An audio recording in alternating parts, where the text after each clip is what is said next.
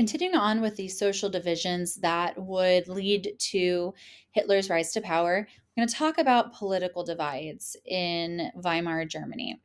So, we've talked about politics a lot, but it is important just to reiterate that Germany was deeply politically divided, especially between groups on the left, including communists and socialists, and groups on the right, of course, including the National Socialists. And it's also very important to recognize that the German people themselves were very politically active. Politics kind of was infused into every aspect of German life. People often sorted themselves into social clubs, athletic clubs, friend groups, social networks of all sorts based on political preferences. And so it was much more than just, voting every 7 years for the president or voting every so often for the Reichstag, depending on how often you needed to. It was truly part of your self identity. People held on to these divisions very closely. And as we've talked about before, there were many political uprisings in the Weimar Republic, especially in the early years. But even in the so called Golden Age, there was a lot of political violence. And of course, this makes sense. I mean, when you have people whose political identities are such a central part of their self identity, and you have such wild divides and gaps in social ideology and identification, violence will very possibly erupt between people who view each other as just being completely incompatible. And many of your larger political parties had paramilitary organizations. It wasn't just the Nazis with the brown shirts. Many of the larger political parties had very active paramilitary groups that would engage in street fights, much like how modern gangs might engage in street fights and street violence in countries today. So I'm not going to read this quote to you. Please pause the video to read this. But this is a good example of the type of political social divides that existed in Germany and how to talk about this political violence in a social way as well as in a actual political way.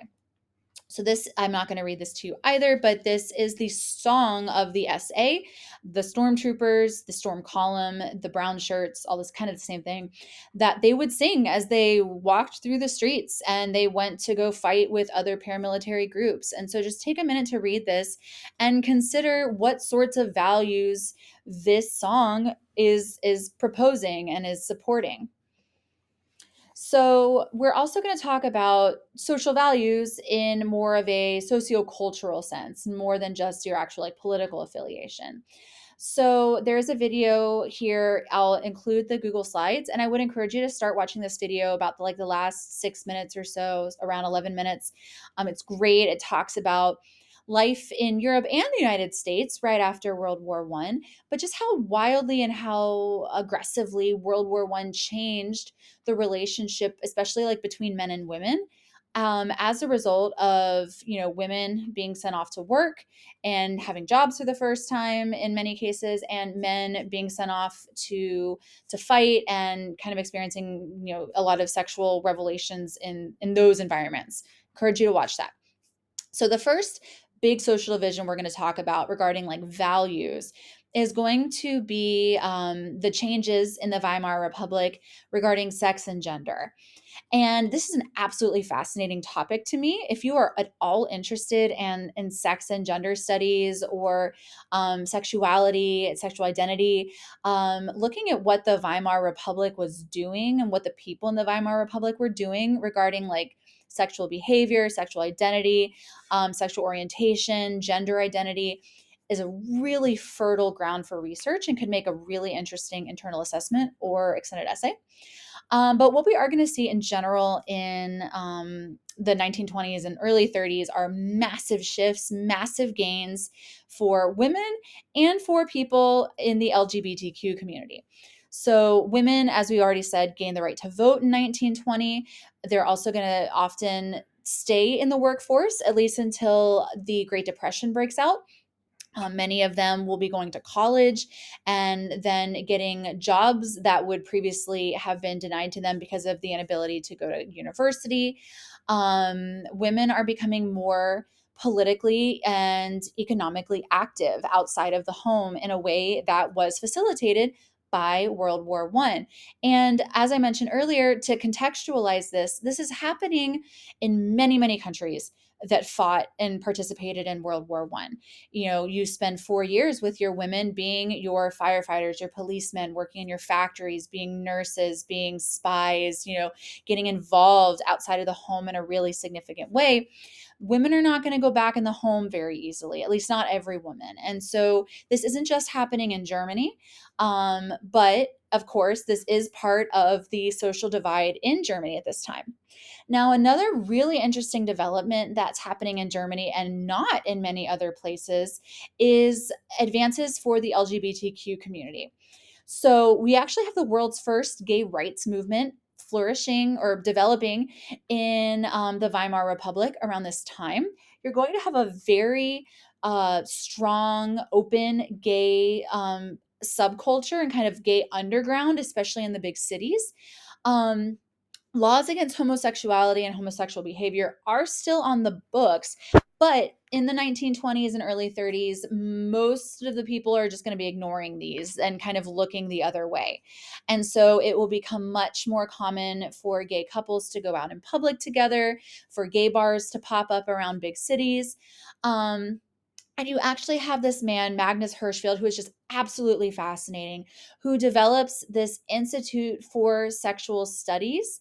And he does a ton of pioneering research on what they called at the time transvestitism, um, on sexual orientation, on sexual pleasure, on ways to prevent pregnancy. It was very, very radical for the time. And as some of you may be aware of, the research created by this institute was some of the first literature burned by the Nazis when they came into power. So we've lost a lot of that, but we do know that that's the kind of work that they were doing. Um, Now, kind of like with the communism thing, there is going to be this relationship between being sexually progressive and being Jewish, especially because many people in Germany at this time who are pushing for LGBTQ rights, who are pushing for women to get increased access to abortion and birth control, are also going to be Jewish. And they will often become the figureheads, the public faces of these movements. And so, as some more conservative Germans are reacting against these changes in society, they will conflate being socially, sexually progressive with being Jewish. And at little spoilers, once the Great Depression starts, and we'll talk about this more in a second, many of these freedoms will be walked back. But we'll talk about that more in a second. So I'll let you pause here. I'm not going to stop, but this is a Nazi newspaper talking about Magnus Hirschfeld. Social values. So I did the whole sex, drugs, and rock and roll thing, although please don't write about rock and roll. It didn't exist yet. It's just a phrase. Um, we are going to see an increase in the use of drugs in Germany after World War I. However, there's this myth that the Weimar Republic was this drug-fueled society where everyone was just absolutely going crazy with all sorts of very reckless party drugs. That's not so much the case. That comes from a sort of documentary style film made during this time. It was called Cocainism. And that's kind of analogous to this movement or this idea in the US 1950s that we call reefer madness. It was this social panic that all the kids are doing all the drugs and it's like ruining society and it's causing all this crime. That really wasn't the case. Um, Actually, it's very sad. The increase in drug use after World War I was mostly going to be painkillers, and it was mostly going to be amongst World War I veterans. You're going to see a lot of World War I vets abusing drugs like morphine to cope with the pain of their mental and physical injuries. Now, there is going to be a lot of use of a drug called Parvitin at this time, and that will actually continue on into the Third Reich as well. It's actually kind of a form of methamphetamines. And there's actually like a lot of similarities between Parvatan and modern like ADHD drugs. It did a lot to fuel society. People took Parvatan to lose weight, to stay awake, to be more productive. Um, it was kind of like a recreational drug, but that's not going to be a social divide because, and it's not really going to help Hitler come to power because it's not something that was super controversial. And regarding the arts, there's going to be a lot of advancement in the arts. And as we saw with advancements with sexuality, some people are going to be experimenting with new stuff, and a lot of other people are going to be very threatened by this. So there's going to be huge movements with modern art visually, like modern visual arts and modern music, especially jazz. Jazz being brought over to Europe, especially like by African American soldiers and then veterans after World War One. Um, and then modern art being part of the like European and American rejection of conservative values and traditional forms of art after World War One. And so a lot of Germans, including Hitler, who was himself trained in more traditional artistic senses, would view modern art as degenerate and hold on to that idea, that word degenerate, because you're going to see that again once we talk about Hitler's cultural policies. Jazz music, for its, for what it's worth, was seen by some as just foreign. We don't want your foreign music coming in. It was seen by some as just too sexual, kind of in the way that like teenagers in the 50s, when they started listening to rock and roll, that would be viewed as too sexual by the elders. There's always older people kind of reacting against the most modern type of music that kids are listening to. But it is absolutely also true that because jazz is an African American art form, there were many just blatantly racist opinions about the moral and cultural value of this art form. And I'm not going to go there, but you know what I'm saying. However, the arts weren't really fueling social divides, and drugs weren't really fueling social divides in the way that gender and sexuality were. And gender and sexuality were very big concerns for many, many people. So, some art from the time, I'm not going to pause here. You can pause here and look. Some film, some new types of dance. Feel free to ask questions about it in class if you're interested, but I'm not going to stop here. This is a quote. I'm not going to read it, but this is a good kind of summary of how women's rights in Weimar Republic were very threatening to people. Now, social divisions is an overview. As I mentioned before, this is not unique to Germany. This is happening in many, many countries around the world at this time. And it's also very difficult to analyze social divisions because, and like the impact that social divisions had on society, because they often also correlated with other factors. For example, as is often the stereotype, the more socially progressive people in Germany tended to live in the big cities. They tended to be higher educated regarding like college degrees and were more disproportionately Jewish rather than the more agricultural, conservative, rural, Christian Germans who often like were very strongly opposed to these social changes. And so, for example, when your farmers are going to feel deeply abandoned by economic policies, especially implemented by Stressmann in the mid 1920s, and they're going to feel like the harm that Stressmann caused to the farmers by kind of revamping the German economy. Some of that economic frustration will also trickle into their frustration with these young kids in the cities dancing and having these perceived orgies and all of that stuff. Of course, if we're already scapegoating the Jews for undermining Germany in World War One, we're gonna throw in there that they're the ones wanting to give women abortions and wanting everyone to be gay and all of that.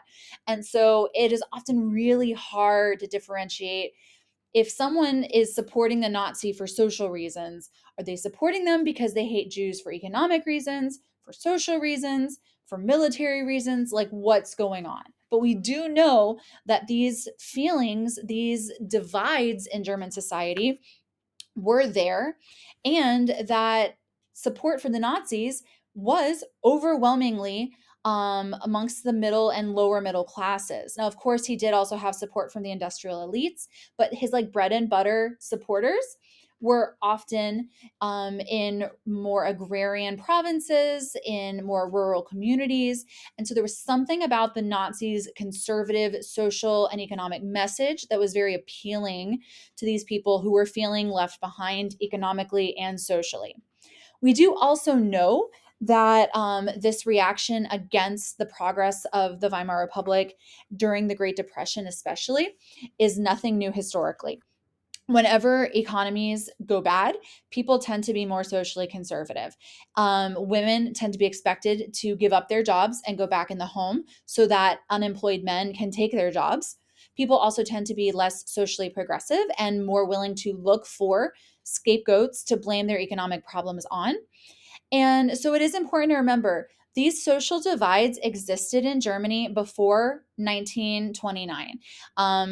Changes were happening in Germany regarding sexuality, gender identity. Art was being changed, music was being changed. Women were having changing roles in society since the end of the end of World War I. But it was only once the Great Depression hit that Hitler was able to effectively exploit these social divisions. So it's not to say that they weren't unimportant. However, I would argue that they were a secondary factor in Hitler's rise to power rather than the primary factor.